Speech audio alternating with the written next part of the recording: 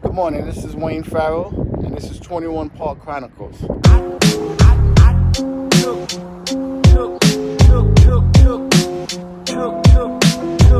Well, I took what I learned,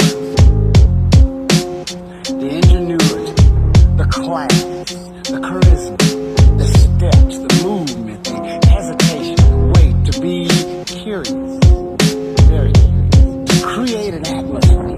I burn hot like lava, shoot hot in the... This is my beginning, 966 East 227th Street. Wow, this place right here brings back so much memories. I came here in 1976. I went to PS 21 for a couple of years, and then I moved and went to the islands, the Virgin Islands.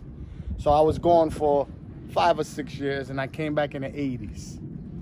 And met a couple of people from this block. It has changed so much.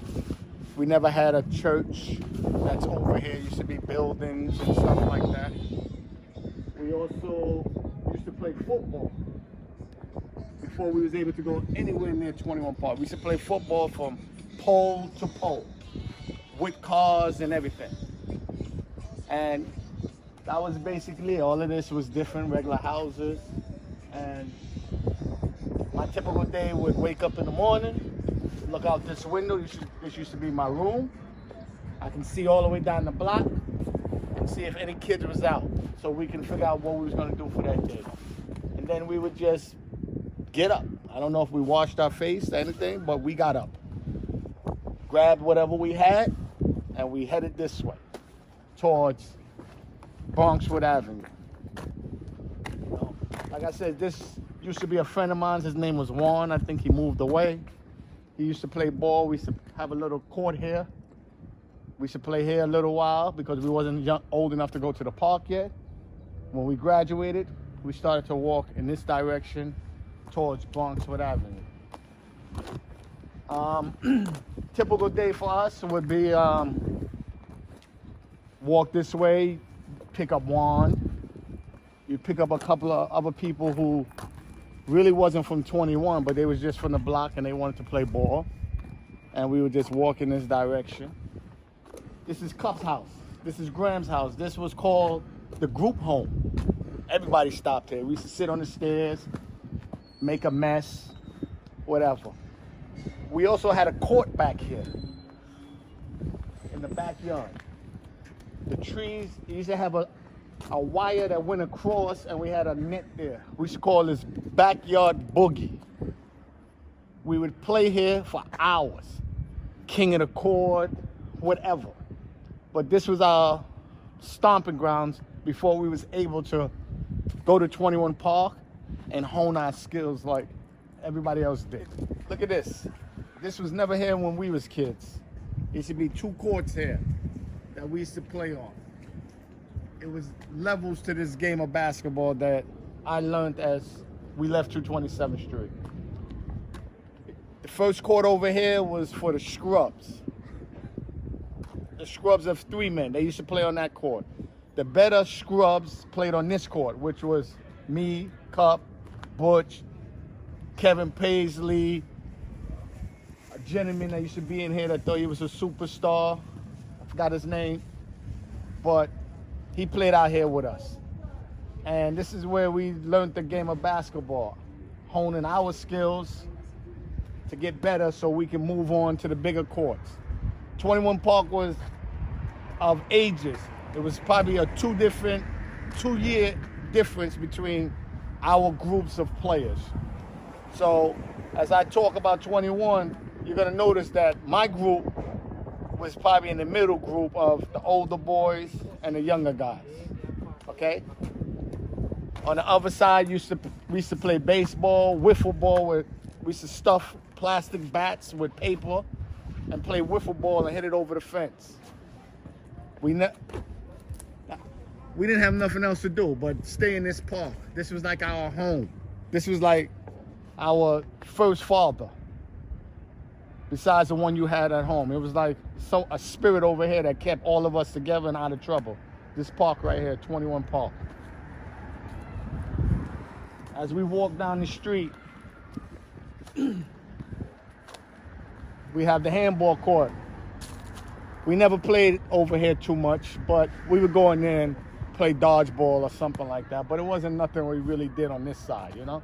It was just here. People played paddleball, but this wasn't our thing. All we wanted to do was play ball, basketball. We didn't want to play nothing. We played a little baseball, but basketball was our thing. As we walking down here, this building right here had a couple of players in there. These were the Jamaican players.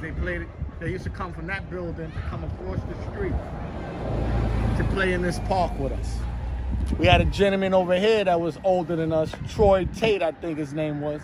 He was pretty good, you know, but they was advanced players more than we was, so we didn't get to play with them until our later years. As we walk down here, this is like a memory lane for me, being from this neighborhood. A lot of things has changed, but, you know, the spirits is still here, you know? As we walk towards this opening, there used to be a big pole right here, where this pole was. This is where they used to plug in the music. They used to plug in the music at night and run a cord to the park. And we used to listen to music at night, because when we was younger, we didn't play ball until maybe 5, 6 o'clock in the evening, because it used to be hot as hell.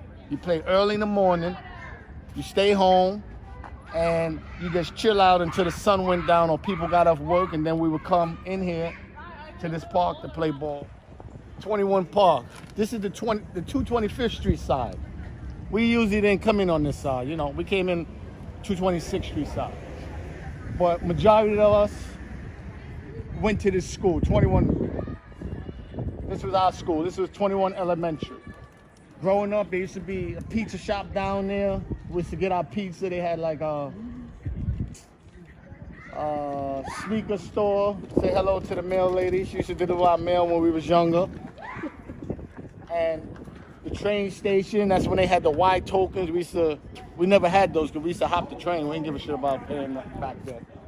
But this is where a lot of things happened for us. On this side of the park, this was the baseball field. We used to play wiffle ball. We used to have yellow wiffle ball bats, and we used to stuff it with paper. You stuff it with paper, and we used to play baseball out here. Anything over the fence was a home run. If it wasn't over the fence, it did not count. You was out.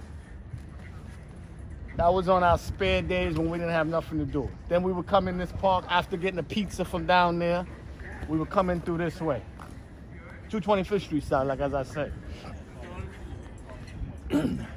This has changed. When we was younger, we didn't have all this here. These benches and stuff was not here.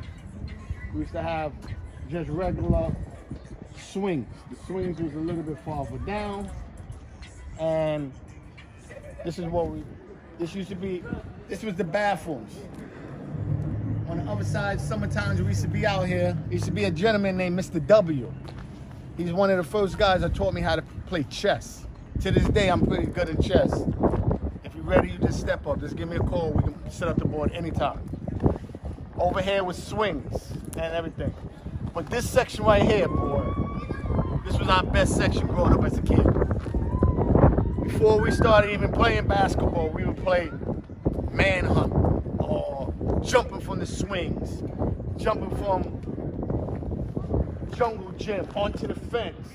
You couldn't touch the mat. It was a black mat. You could not touch the mat. You had to go from swings to the jungle gym to the fence. If you touched the mat, you was automatically out. All right? Right here where they got this little play station here, used to be a pool. We had a pool in 21 Park. Nobody don't believe that, but when I was a young kid, we used to go swimming. For years they had a pool, and I think until maybe almost 1980s or something like that, we had a pool here. 21 Park had a pool. After the pool, there used to be a section here where it had an opening to the courts. Now this is where it gets a little tricky. This park holds so many memories. When you walked into this section here that didn't have this gate like this, it was 2 full courts, as everybody said. You had the moon courts and you had the square backboards. As kids, we wasn't really that talented. We didn't have no hops. We couldn't jump. So we would play on the far courts. And in order for us to dunk, we had to put a garbage can there, metal garbage can, and jump on the garbage can and dunk. That is so dangerous. If you could see what we was doing as kids, it was dangerous, but we didn't care, and we did it, and we dunked. As I told you, from the courts over there, it's a process. You go from the scrub court to the bigger scrub court to the full court scrub court, which we stayed for years. Until we probably got into about high school, then we was able to advance to the big court, which was the moon court. And we played, once we advanced to the moon court, we knew we had made it. That was like heaven and earth. We made it. The only difference was no other park uptown had moon courts. Only 21. So we didn't get a lot of players that came to 21 to play because they didn't want to play on moon courts. Or if they came here, we bust their ass. Because they couldn't shoot on moon courts. It was different. So we used to be in this park for hours. When I say hours, from morning to night, from night to morning. But our parents knew where we was at. We was out of trouble. We wasn't out there robbing. We wasn't out there stealing. We was out here playing ball. The difference now is, look, take a look. Where's our kids going to play ball now? I have a son now that he never really experienced playing park ball. Park ball is the best thing. Forget about this playing ball in the gyms and all that bullshit. We can play ball in the gyms.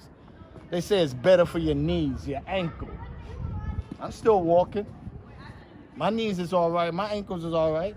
I'll be 53 years old this year. I play a little ball once in a while. But I think the kids need a place to play ball instead of certain gyms with these foolish coaches telling them nonsense, what they can do and what they can't do.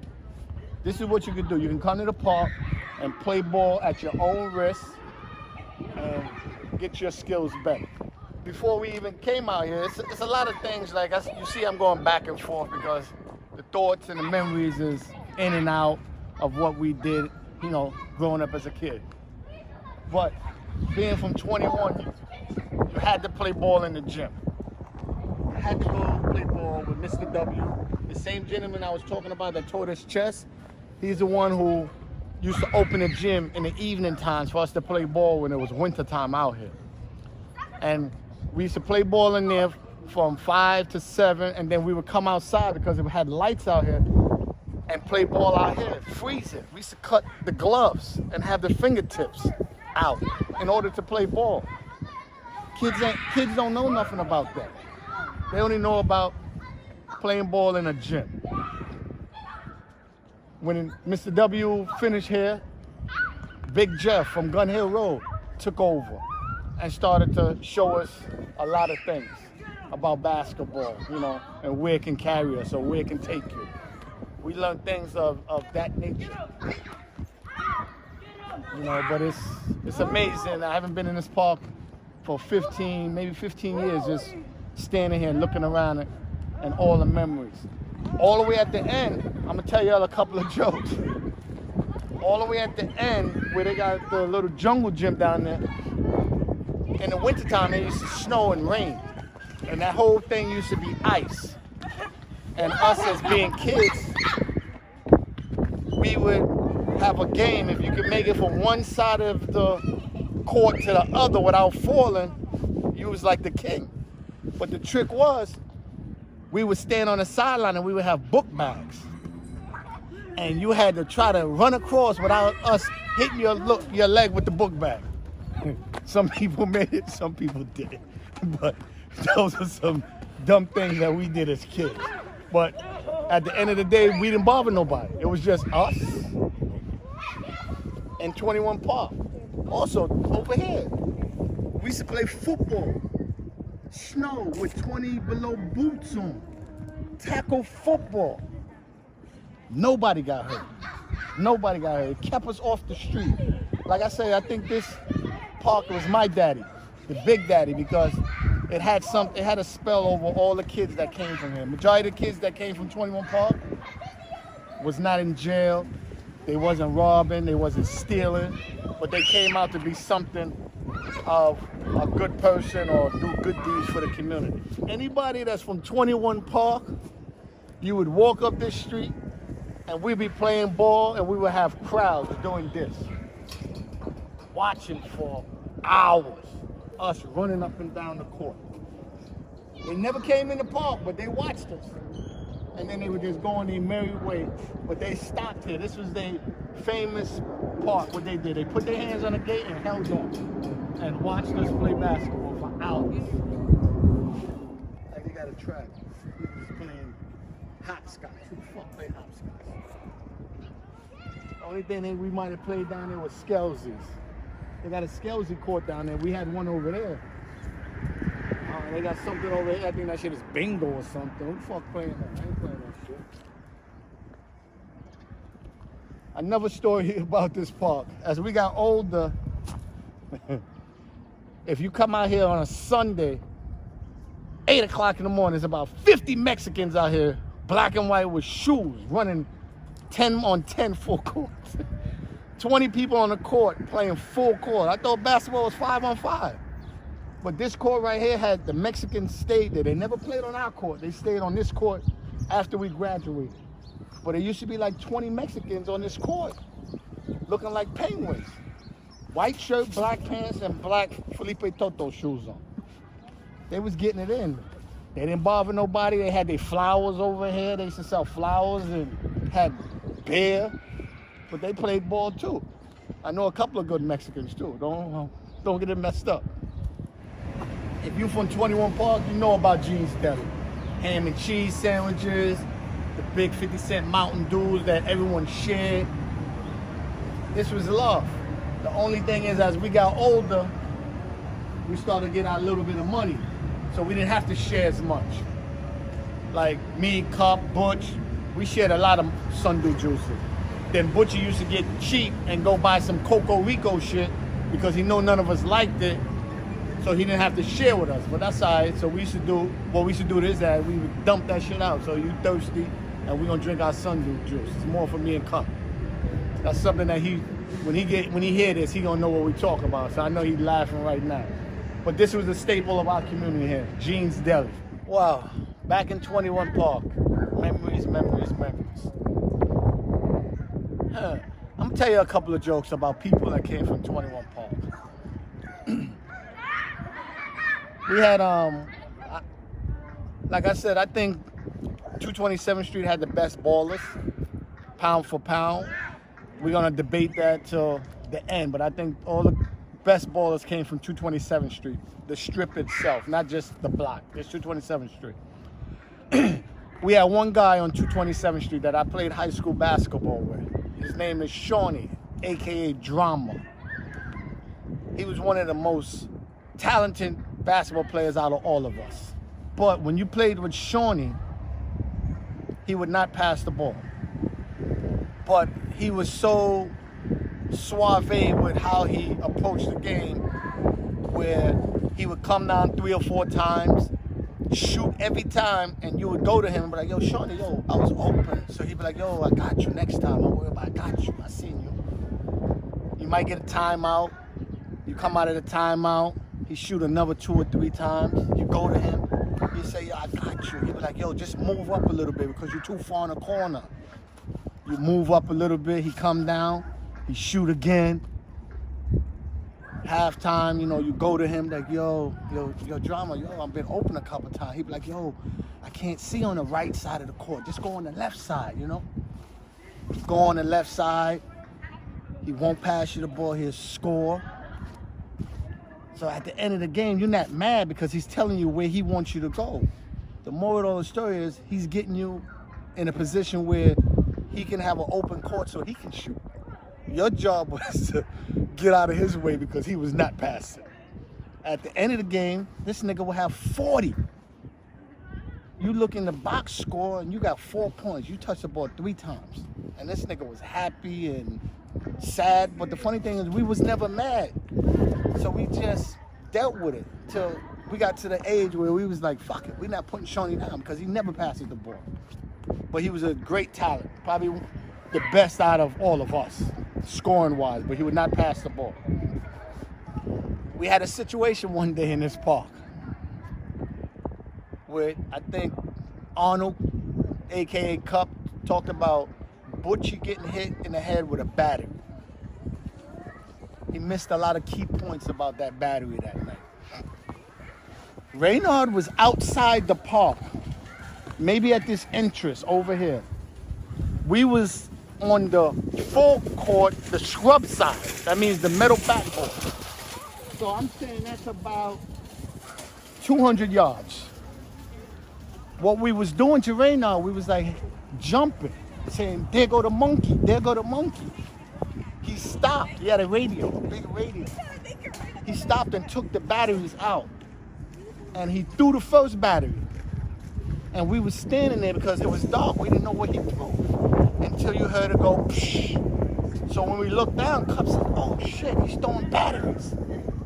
So we like, you can't hit us, you can't hit us. So he went and got another battery. He threw it. Psh. Cup says again, you can't fucking see. You're fucking monkeys. Monkeys can't throw batteries. He went and got another battery. Because back then, I think those radios hold 10 D batteries. So nigga threw 3 already. But this one, he threw it. I swear to God, he threw it. This time, all of us ducked. We said, just like this. And we there for like 10 minutes. It felt like 10 minutes. And Butch goes like this. Yo, the battery hit the nigga in the head here. And Butchie starts running around crying. But the moral of the story is when we looked at Butchie's head, if you know how D battery is, it's a circle. Like positive and negative. That circle was in the middle of the nigga forehead for months. So, and he had a line in the middle of his forehead. We never fuck with Radar after that. He would pass the park, we would leave him alone because we were scared that nigga was gonna throw something else. Another story, this is the best story ever. We came from, I think we had just came home from basketball camp. We went to Shamrock, me, Cup, Butch, Kobe, a couple of other guys.